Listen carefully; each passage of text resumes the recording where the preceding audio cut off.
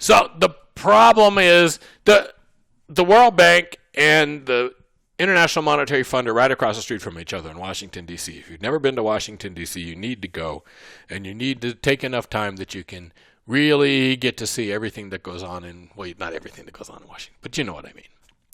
There's all those museums you need to go to, and there's the whole infrastructure of the U.S. government is there.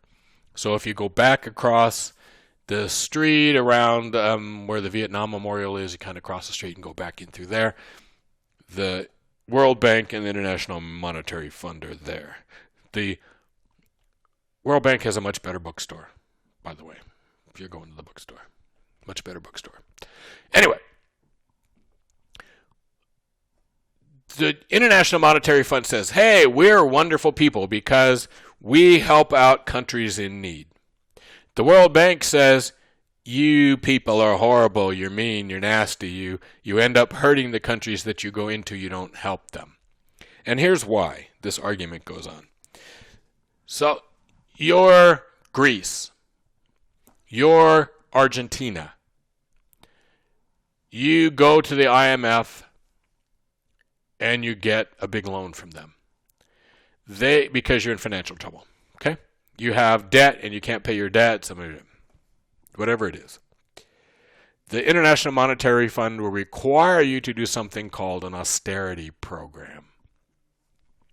So what happens in Greece? The government of Greece comes to the IMF and goes, oh, we're in trouble. We need your help. The IMF says, okay, here's some money. We'll help you out. Here's what you got to do, right? And what you have to do is cut your government expenses by a lot. You have to balance your government budget. So into Greece they go, and the people who live in Greece, the retirees, you're 80 years old, you're living on a government pension, they cut those in half.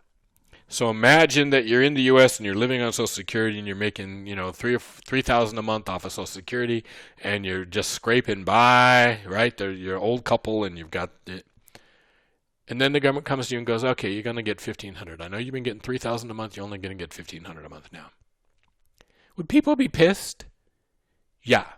So all of a sudden, government fires a bunch of employees. The government cuts its pension obligations. The government, cuts health care, cuts education spending, cuts all this stuff. Okay? Well, people get mad about this, yes? England was in financial trouble, wanted to avoid having to get bailed out, and so they instituted an austerity program on their own, and there were literally riots in the streets of parts of England. For example, college students. Imagine that college was free. You're about to start your senior year of college, and all of a sudden they want you to pay a bunch of money while it's been free for 3 years. So you don't have a bunch of money. How are you going to pay for college? Yeah. Okay? So what happens in Greece is they do all this stuff. The austerity program comes in. The voters take the politicians who asked for help from the IMF.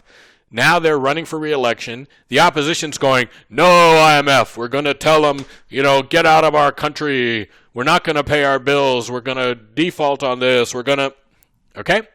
So they win the election. And now they tell the IMF, we're not going to pay you. Well, now you don't have the austerity program, but you don't have any money either. And things are bad, and things stay bad, and you can't get things fixed up.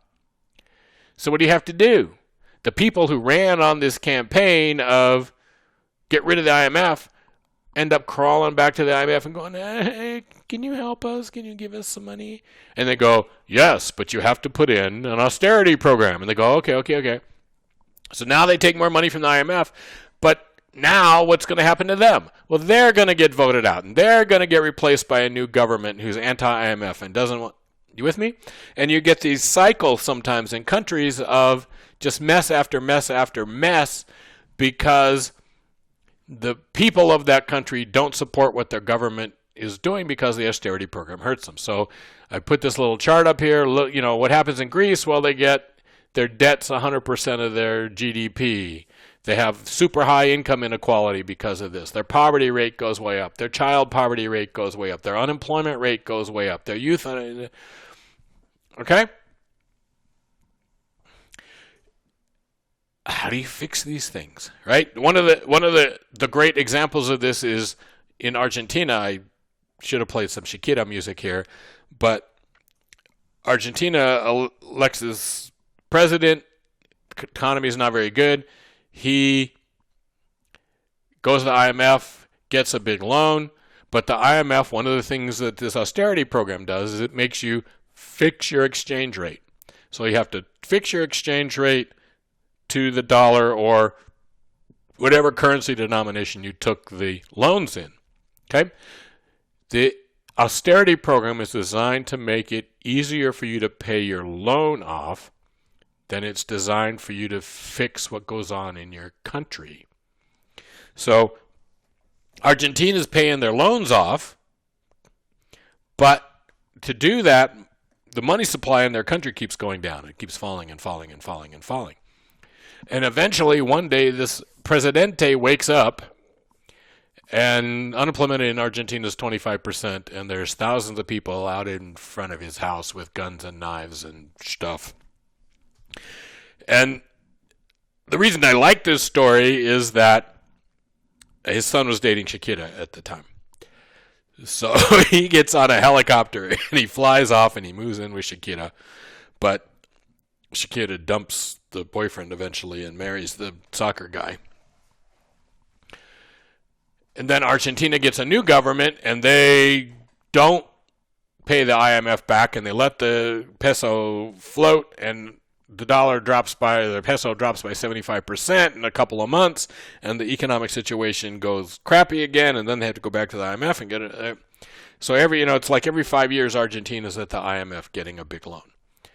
So there's this whole argument about how does the IMF do things? How do they price things? Should we simply get rid of some of the debt that they owe us? And in fact, there's a push right now because of the coronavirus, actually, to help out some of the countries in South America and Africa in particular by just waiving their debt, by just saying, look, don't try to make your debt payments. We'll waive the debt you owe us. Okay? The whole situation of how we finance countries, how we deal with countries, what our international relationships are with countries, and not necessarily the United States with England, but the United States with Costa Rica or Argentina or Ecuador, right? And the European countries, it's with Africa, right? European countries subsidize, and I think we talked about this, but maybe not.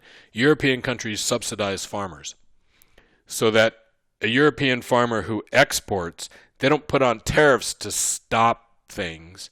What they do is they give subsidies to the farmers. So if wheat is selling for $5 a bushel, they'll give the farmers $2 a bushel, and then the farmer, if they're selling out of the country, so farmers can sell wheat into Africa for $3 a bushel. Well, the Europeans have basically destroyed family farming of wheat in Africa because it's cheaper to buy, for Africans, it's cheaper to buy European wheat that's subsidized by the European taxpayers than it is to grow wheat on their own family farms. Okay, so again, this is a fairly controversial thing obviously in Europe, and the European Union defends itself that it's, they're good, not bad. And you can, again, you can argue about that all you want, but in the United States, it's South America and Central America that we deal with. Honduras, we were giving Honduras a bunch of money to try to help them out, and then we got a new administration, and the new administration sends all these gangbangers back, deports them all, and sends them back to Honduras, but at the same time takes away the money that Honduras was using to augment its police and military. So what we've seen over the last 5 years is actually more people have been going back to Mexico than have been coming to the United States from Mexico. There's actually been out-migration because there's good jobs in Mexico. And so more people moved out of the United States to Mexico than moved from Mexico to the United States.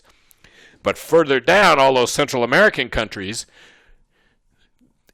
the economic and life conditions in El Salvador and Honduras and some of those countries, you've got cities that are little towns that are basically been taken over by gangbangers, and it's horrible living conditions, and there aren't jobs, and there's, your family's got to pay bad people just to not be abused. And so we get these huge numbers of people from these countries that want to come to the United States because they want to escape the economic conditions in the country they're in.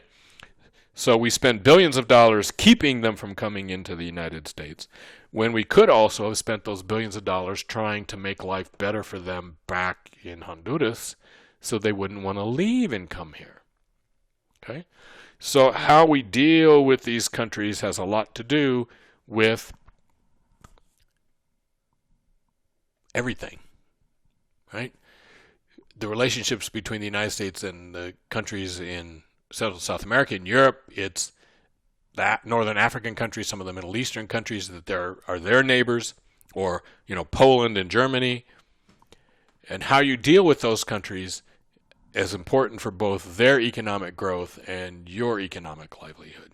And nobody seems to have quite really figured out how to do it right.